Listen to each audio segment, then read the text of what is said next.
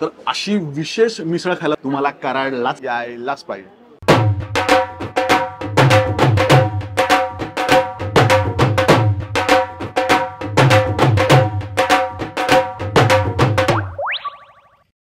नमस्कार मंडळी, Maharashtra food tour आपल्याला घेऊन आली आहे कराडला.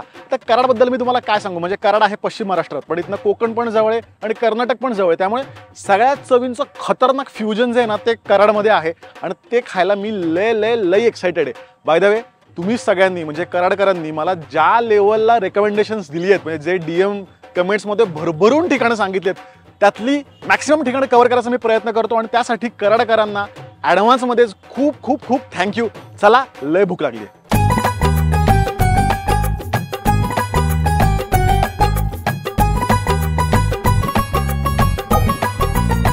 खूप एक्साइटेड आहे. आंबोळी हा प्रकार सहसा मिळत नाही सगळीकडे आणि खूप जास्त ऐकून होतो. खूप साऱ्या लोकांच्या कमेंट्स आल्या आणि त्यांनी सजेस्ट केलं की बॉम्बेमध्ये जात म्हणून. हे कराडमधलं 100 वर्षांपेक्षा जास्त जुनं रेस्टॉरंट आहे आणि बघूनच दिल खुश झालेलं आहे. फुटाण्याची चटणी दिली, फुटाणा आणि लसूण, ही पण खूप कमी ठिकाणी मिळते फ्रेश अशी आणि ती ताजी केलेली दिसतीये. मस्त आंबोळी, ही ज्वारी, तांदूळ आणि रवा याच्यापासून बनवतात. तर आपण खाऊयात. प्रचंड क्रिस्पी आहे, म्हणजे खूपच.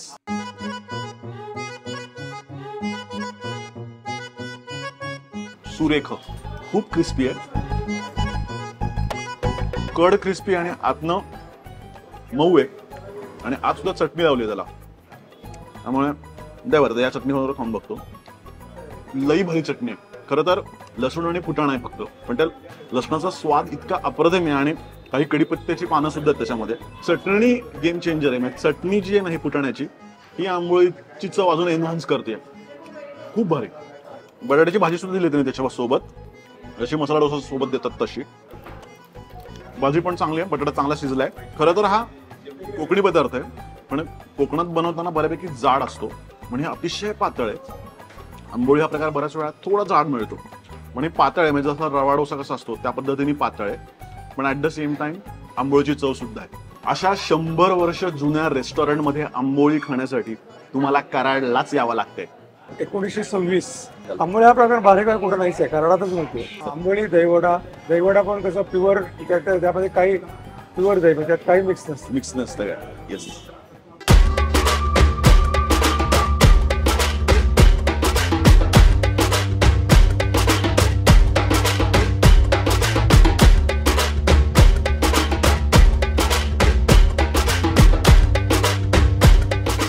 आपण आता आलेलो आहे 1948 पासून असणाऱ्या गजानन हॉटेलमध्ये, जे कराडच्या मुख्य दत्त चौकातच आहे. आणि जे मिसळचं प्रेझेंटेशन आहे ना ते बघूनच लय भारी वाटतंय. म्हणजे मला खूप साऱ्या कराडमधल्या लोकांनी सजेस्ट केलं होतं गजाननला येऊन मिसळ खाच म्हणून.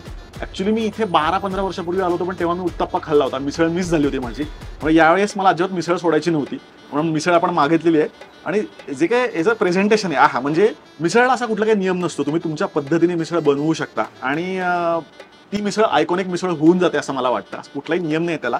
तर यांनी मिसळमध्ये चकलीचे तुकडे आहेत, नंतर भजीचा आपण म्हणतो ना चिमण्या ते आहे, गाजर कोबीचे बारीक तुकडे कांद्यासोबत टाकलेत आणि बुंदी आहे, पोह्याचा चिवडा आहे आणि सोबत सॅम्पल, ज्याला कोल्हापूरकर किंवा बरेच लोक कट म्हणतात, तर कट आहे. खूप गरम आहे कट आणि त्याच्यासोबत पण इथे तरी कांदा हे दिलेला आहे. आपण आधी कट ओतूया. वा, भरपूर असा मनसोक्त कट दिलेला आहे. मिक्स करूयात. फरसाण सुद्धा आहे याच्यासोबत.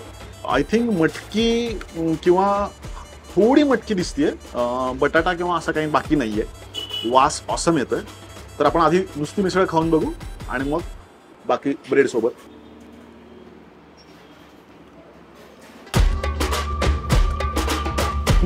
छान आहे. मे बी माझं मिसळचं एक्सपेक्टेशन खूप जास्त होतं इथून, त्या लेवलची नाही आहे. थोडं मिसळचा इम्प्रोवाइज प्रकार वाटतोय. वेगळी चव म्हणून खायला काहीच हरकत नाही, कारण खाताना मजा येते ऑफकोर्स, कारण या सगळ्या गोष्टी त्या अतिशय ताज्या आहेत, त्यामुळे एकमेकांना कॉम्प्लिमेंट करतायत. पण जो कट आहे तो तसा बऱ्यापैकी माइल्ड आहे. थोडक्यात मी पुण्याचा असल्यामुळे मला माइल्ड गोष्टी आवडतात, पण बऱ्याच लोकांना मिसळ म्हटलं की तो झटका अपेक्षित असतो. तसा झटका नाही आहे, पण तरीही चविष्ट आहे. त्यामुळे वेगळ्या प्रकारची मिसळ जर तुम्हाला ट्राय करायची असेल तर तुम्ही इथे ट्राय करू शकता. पण जे असे हार्डकोर मिसळ प्रेमी आहेत त्यांना कदाचित ही मिसळ आवडणार नाही, पण तरी मिसळ हा प्रकार आपल्याला आवडतोच. खरं तर मिसळ म्हणलं की आपल्याला जाळ धूर अशी अपेक्षित असते, पण कराडकरांनी आपली मिसळ अतिशय माइल्ड केलेली आहे. तर अशी विशेष मिसळ खायला तुम्हाला कराडलाच यायला पाहिजे. बाय द वे, सोबत त्या भजीच्या चिमण्या आहेत किंवा चकली आहेत, ती भिजल्यावर त्याची चव खूप वेगळी येते. त्यामुळे अशा पद्धतीची चव मी कधी खाल्ली नव्हती. मग नक्कीच युनिक मिसळ. यांची अजून एक खासियत म्हणजे केशरयुक्त लिंबू सरबत. केशर लिंबू सरबताला इतकं भारी कॉम्प्लिमेंट करेल मला माहीतच नव्हतं. आणि त्यात हलकीशी वेलची सुद्धा आहे. त्यामुळे फक्त हे सरबत प्यायला मी इथे परत येऊ शकतो.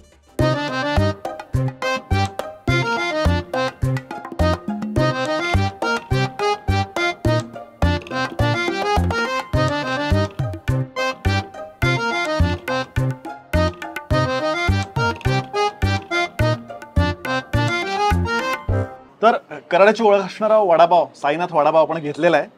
भारी गोष्ट म्हणजे पाव गोल आहे हा अख्खा, म्हणजे प्रॉपर राऊंड सारखा पाव आहे. त्याच्यावरती चटणी घातली आहे, कांदा आहे. तर आपण खाऊन बघूया. वास तर लय भारी येतोय, चटणीचा वास पण येतोय.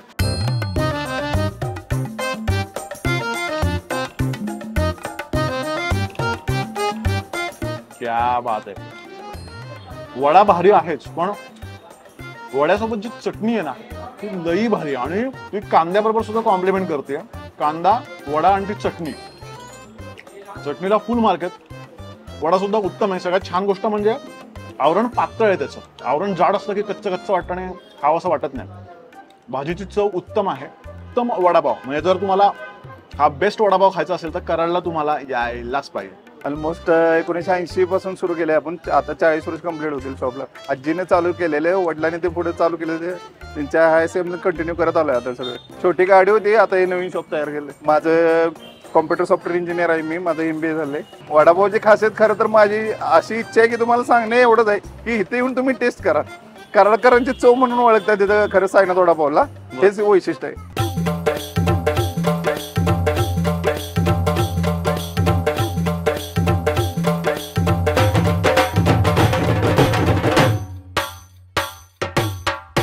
तर फायनली आपण आलेलो आहोत कराडमधल्या शिवराज ढाब्यावर. आणि ही पहिली ब्रँच आहे, ही ओरिजिनल ब्रँच आहे त्यांची. तिथे आपण आलेलो आहे. आणि मला खूप लोकांनी कमेंटमध्ये सांगितलं होतं की म्हणजे त्याशिवाय आपण कराड सोडूच शकत नाही इथे अख्खा मसूर खाल्ल्याशिवाय.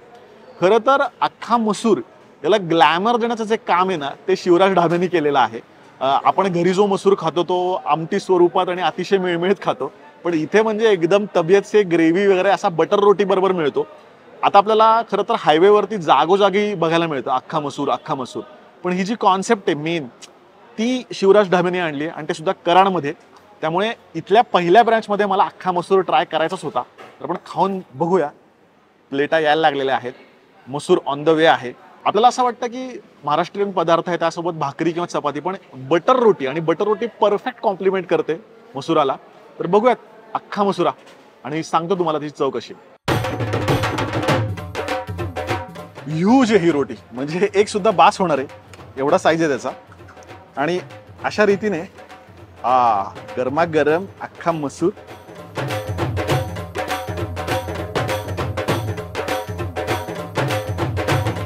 शब्द नाहीत माझ्याकडे. सुरेख चव आणि छान. मला या गोष्टीचं वाटतंय मसुऱ्याची जी चव आहे ना ती कुठेही गेलेली नाही. जनरली आता एवढी जेव्हा ग्रेव्ही येते त्यामुळे असं वाटतं की ग्रेव्ही आहे त्यामुळे खूप स्पायसी असेल. अजिबात नाही, प्रचंड माइल्ड आहे आणि ओरिजिनल मसुराची चव अप्रतिम येते. त्यामुळे खाताना दर्जा वाटते. आणि मुख्य म्हणजे ही बटर रोटी इतकी क्रिस्पी आहे. म्हणजे या बटर रोटी सोबत मुलायम म्हणतो ना आपण, असं मुलायम म्हणजे आपण घास घेतल्यानंतर अशी ती मुलायम वाटते तोंडामध्ये. आणि ती रोटीचा क्रिस्पी म्हणजे कम्प्लिटली दोन वेगळी टेक्स्चर, ही अतिशय मऊ आणि ही एकदम क्रिस्पी असं ते कॉम्बिनेशन होतंय. त्यामुळे जबरदस्त कळला येतोय. म्हणजे कुठली पनीरची किंवा पंजाबी भाजी ना झक मारेल या लेवलला हा मसुरा जो आहे अख्खा मसूर हा रोटीला कॉम्प्लिमेंट करतोय.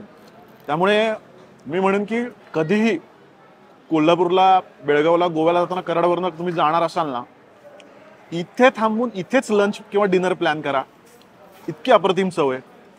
Hats off. वा, थँक्यू कराडकर. मला तुम्ही खूप वेळा कमेंट्स करून सांगितलं की नक्की शिवराजला जा. फायनली मी शिवराजला आलोय आणि तृप्त झालोय. मी एका घासामध्ये तृप्त झालोय.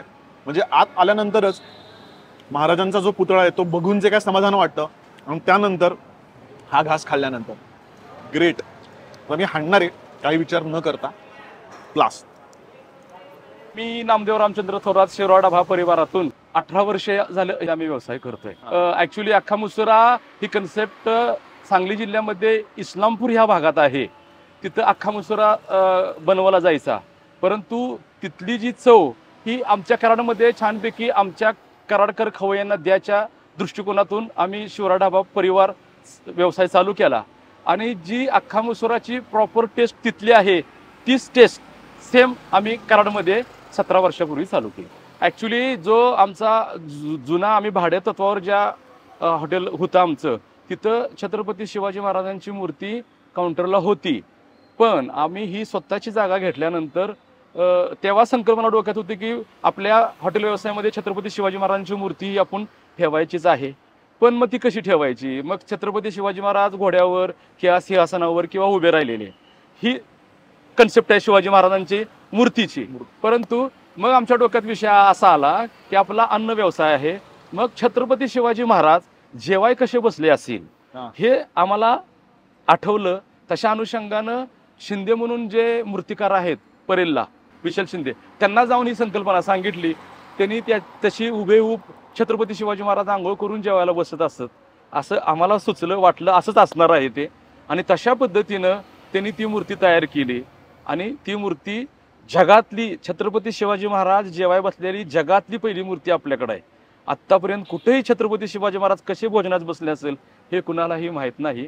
ती संकल्पना आम्ही आमच्या व्यवसायावर राबवलेली. आणि सगळ्यात महत्त्वाचा मुद्दा, ते फक्त प्रेम म्हणून नव्हे, छत्रपती शिवाजी महाराजांना सकाळी आमच्या पदार्थांचा नैवेद्य दाखवूनच ग्राहकांना जेवण दिलं जातं. आणि संध्याकाळी 6:30 पावणे 7 वाजता छत्रपती शिवाजी महाराजांना नैवेद्य दाखवूनच ग्राहक सेवा सुरू होती शिवरा ढाबे. ऐक, जे काय खाल्लेलं आहे आणि म्हणजे माझे डोळे जे सुस्तावले ते बघूनच तुम्हाला कळत असेल की कराडला जे काय हाणलेलं आहे. आणि तरी बऱ्याच गोष्टी आमच्या एक्सप्लोर करायच्या राहिल्यात, पण बच्चे की जान लोक आहे, किती खाणार म्हणजे खाऊन खाऊन. पण तृप्त झालेलो आहे. आणि मला तेच वाटतं की महाराष्ट्राची खाद्य संस्कृती काय फक्त पुणे आणि मुंबईपुरती मर्यादित नाही आहे, तर महाराष्ट्राच्या प्रत्येक जिल्ह्यात, प्रत्येक गावात, प्रत्येक तालुक्यात वेगळं फूड कल्चर आहे. आणि तेच एक्सप्लोर करण्याचा हा प्रयत्न आहे महाराष्ट्र फूड टूरच्या दरम्यान. आणि धन्यवाद कराडकर, ज्या लेवलला तुम्ही रिस्पॉन्स दिलाय आणि भरभरून कमेंट्स केल्यात आणि खूप सारी ठिकाणं मला सुचवलेत. पुढचं ठिकाण एक काम करा ना, तुम्हीच मला सुचवा की पुढचं कुठलं ठिकाण असावं. आणि फक्त ठिकाण नाही तर तिथले कुठले इंटरेस्टिंग स्पॉट्स आहेत ते पण मला कमेंटमध्ये सांगा. ज्या ठिकाणाच्या सगळ्यात जास्त कमेंट्स असतील त्याचा व्हिडिओ आपण घेऊन येणार आहोत. भेटूयात पुढच्या बुधवारी नवीन विषयासह. तोपर्यंत हॅपी जर्नी.